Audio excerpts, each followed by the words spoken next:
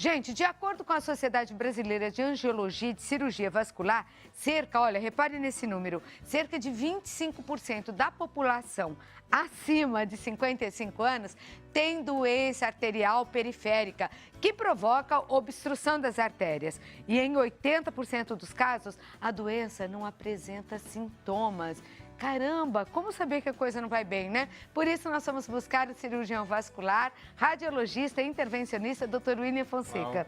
Olá, boa tarde, doutor, seja bem-vindo. Obrigado pela oportunidade mais uma vez. Mas que coisa complicada, né? Você vê, a gente convivendo com um problema dia a dia sem ter ideia, né, da importância, né? Nossa, e sem sintoma, fica mais difícil ainda, né?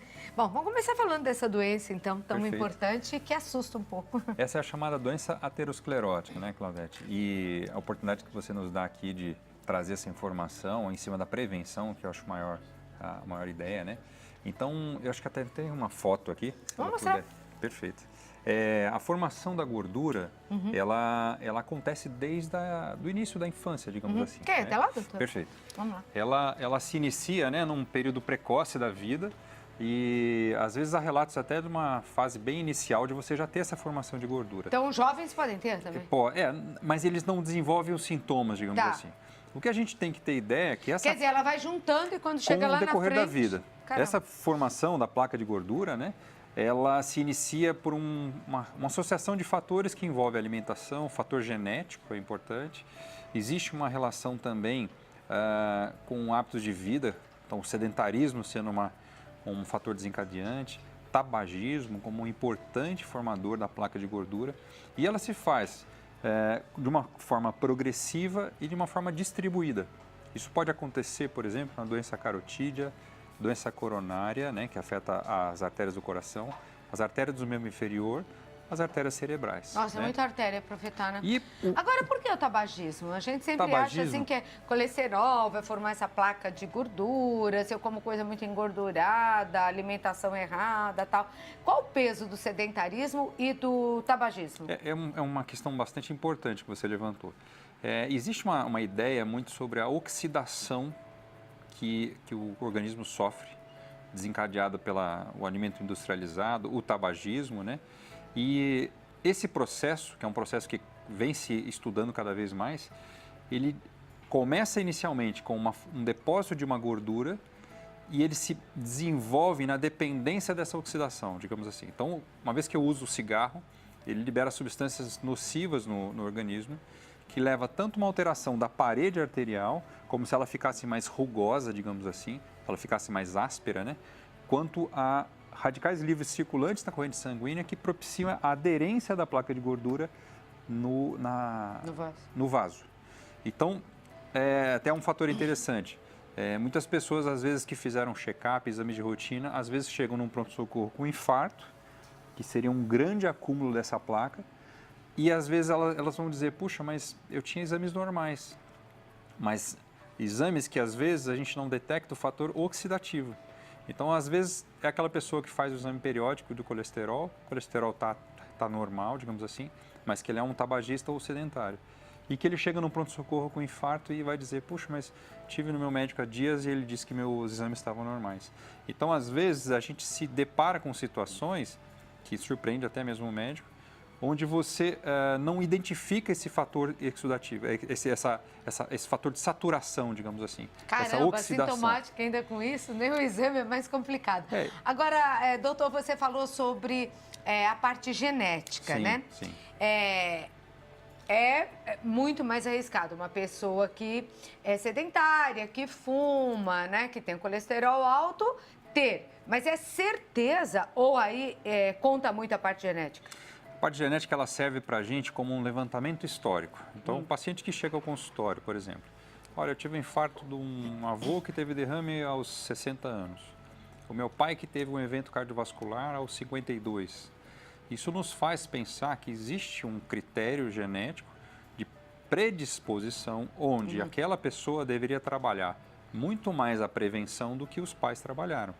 Com o conhecimento que se tem hoje, você pode prescrever dietas antioxidativas, que aí acho que entra o nosso papel aqui. Então, aquela ideia da dieta do Mediterrâneo, né? Onde você usa substâncias que são antioxidativas, elas trabalham na prevenção dessa evolução. Você pode prescrever exercícios, e esses exercícios eles devem ter, para sair do sedentarismo, né?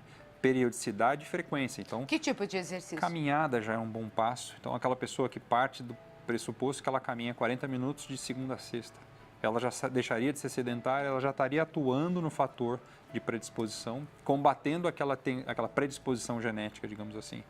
E a gente sabe que muitas vezes, você trabalhando esses critérios, você pode não só prolongar a vida, como até mesmo numa eventual situação, exemplo, aquele paciente que algumas pessoas conhecem, ele era um corredor e certa altura da vida ele precisou de uma cirurgia do coração, por exemplo, de uma ponte de safena.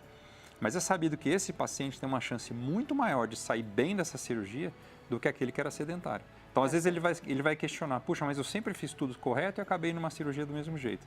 O fator genético foi muito importante, né, como determinante negativo, mas a recuperação dele vai ser muito melhor do que aquele paciente que nunca fez nada. Então, é sempre um ganho. Sempre um ganho, exatamente. Existem algumas ideias, né, eu vou colocar aqui, mas bem ilustrativo, tá? Então, são novos, digamos, novas fronteiras que a gente vem explorando, né? A ideia de desobstrução arterial, tá? Isso pode ser feito com aterótomo, isso se usa para a perna, tá? Para o membro inferior, para evitar um stent, por exemplo. Existem diversos tipos de aterótomo. Ele vai o quê? Comendo a gordurinha? Claro que aqui é mais um critério ilustrativo, né? Ele não é tão simples assim. Existem as indicações para esses aterótomos, mas para ter ideia que a gente vem trabalhando, né? A área cirúrgica, a intervenção, a radiologia intervencionista, para evitar cirurgias. Então, você, através de dispositivos bem inusitados, né, você consegue aspirar aquele trombo, consegue romper os trombos, consegue dissolver os trombos. Nossa, olha que interessante. São máquinas engenhosas que, claro, não tem um aspecto milagroso, né? Tá. Mas a indústria vem trabalhando num ponto de vista de facilitar e propiciar que essas pessoas tenham um tratamento na decorrência de um evento que seja... Mas, por exemplo, doutor William... Esse aqui, só o exemplo, esse aqui é o trabalho do stroke, né? Aqueles pacientes que chegam com AVC. Hoje já se fala até de 24 horas, numa artéria grande, você pode aspirar o trombo cerebral através desses dispositivos, que é um grande avanço, né? Naqueles hospitais que obtêm recurso, né? Mas o AVC tem sintoma? Que seria a hemiplegia, muito mais comum, né? Aquele paciente que chega no pronto-socorro sem fala, com uma afasia e sem movimento do corpo. Então, é uma obstrução arterial. Se for rápido, em 24 horas, hoje já se sabe que alguns quadros, em até 24 horas, é possível usar os aterótomos. Quando não, substâncias químicas que dissolvem esse coágulo, através de uma indicação específica, lógico, onde você consegue dissolver principalmente o trombo. Porque Isso é brasileiro, esses aparelhos, hein? Eles vêm de fora, né? Mas tem ampla atuação já, tem uma disponibilidade progressiva aqui no país, né? Digamos assim. Mas isso é claro, a gente está lidando com um quadro extremo, né? Gente não... Isso é exceção, né? A regra é aquele paciente que desenvolve uma isquemia, muitas vezes é irreversível, e que se a gente trabalha a prevenção, que seria o mecanismo inicial, a gente Sim, doutor William, a prevenção, né? Mas, por exemplo, a pessoa fez um exame, no exame das carótidas ou coronárias, né, fez o exame, e lá no exame mostrou que a placa de gordura já está quase fechando aquele vaso. É possível já fazer esse tratamento para evitar o infarto? Sim, ou o acidente você vascular? Tocou num detalhe bem interessante. A gente tem diversas artérias no corpo. A artéria carótida, né, que é uma artéria que leva sangue para o cérebro, ela é como se fosse um demonstrativo de como indiretamente está a sua circulação.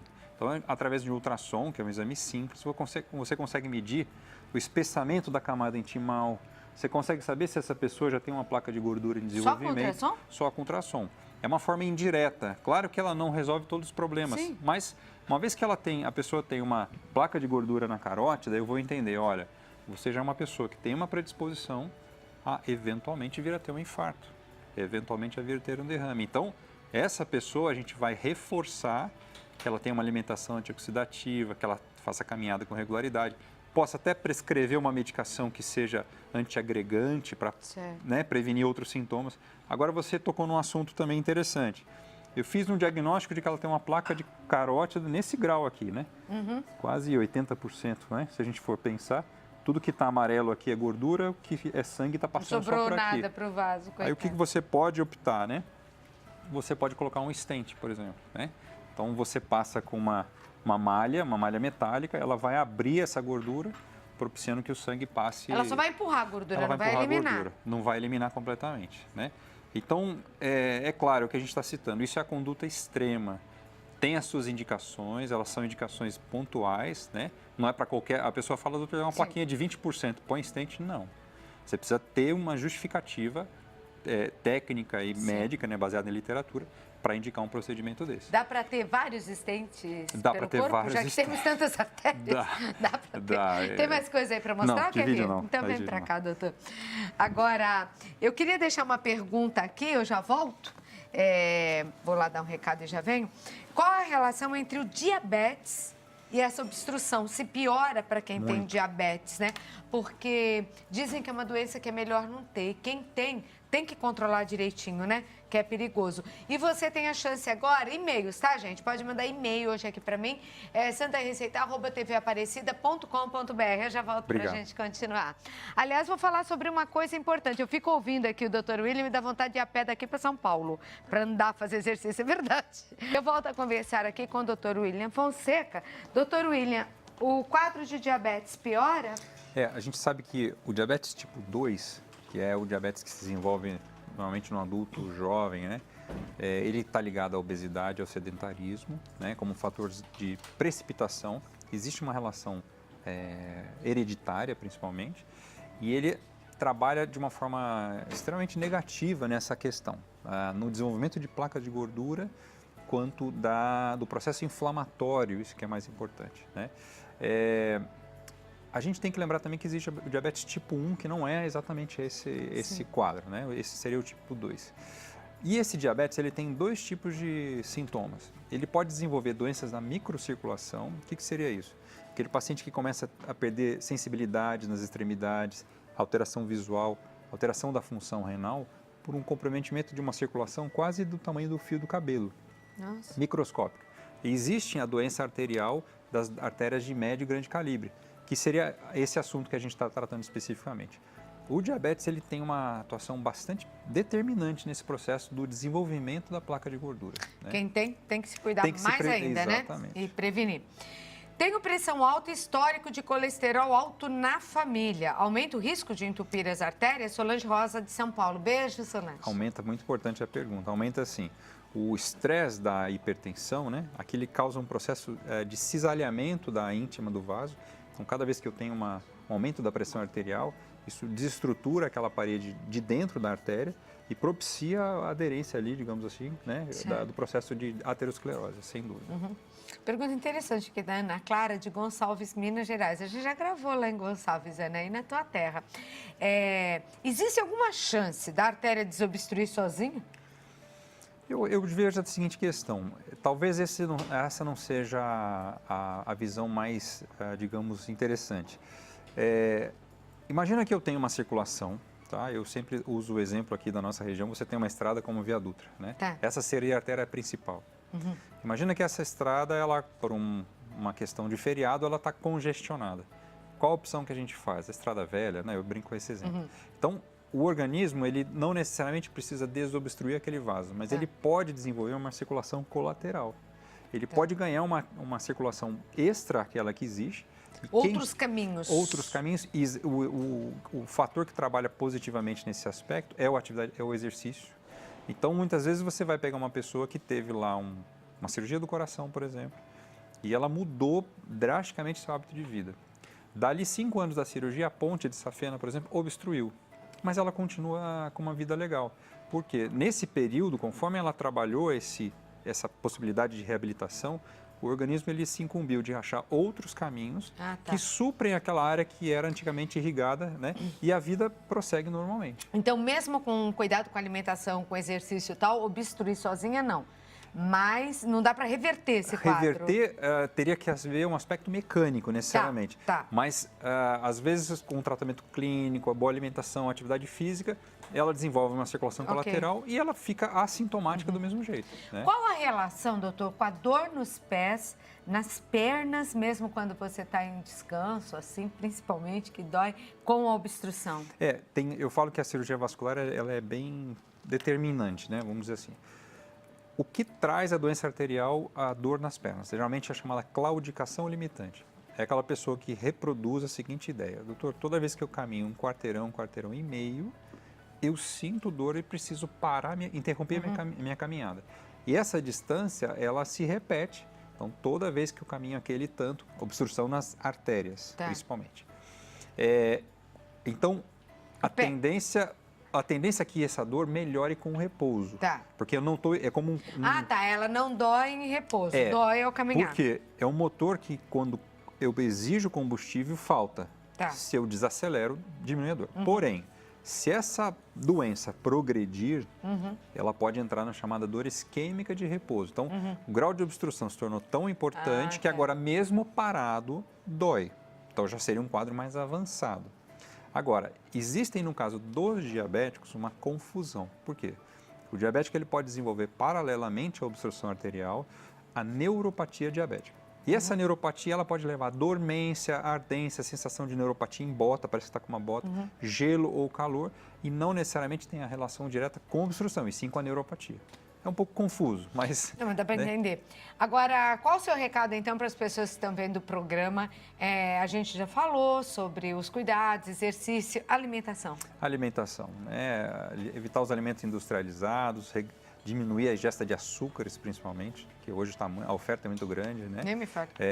E eu acho que nesse programa, então, a oferta é imensa. Mas eu falo, aquilo é uma exceção, não a regra, né? Você comer seu doce no fim de semana, não se tornar um hábito diário, né? Tá bom. Acho que isso é importante. A prevenção, acho que ela caminha num pilar, né? Atividade física, boa alimentação e combate ao estresse, né? O estresse oxidativo, bom sono, que é uma coisa que a gente não citou, mas é muito importante, né? E a prevenção acho que é fundamental. Tá certo. E aí você ficou sabendo que existem outras coisas para te ajudar depois, mas melhor prevenir sempre, né? Participando aqui do nosso programa, Dr. William Fonseca, ele é médico intervencionista, cirurgião vascular, radiologista intervencionista. Eu vou deixar o contato 12, o código de área Guará, 31333301. Hoje travou antes de falar.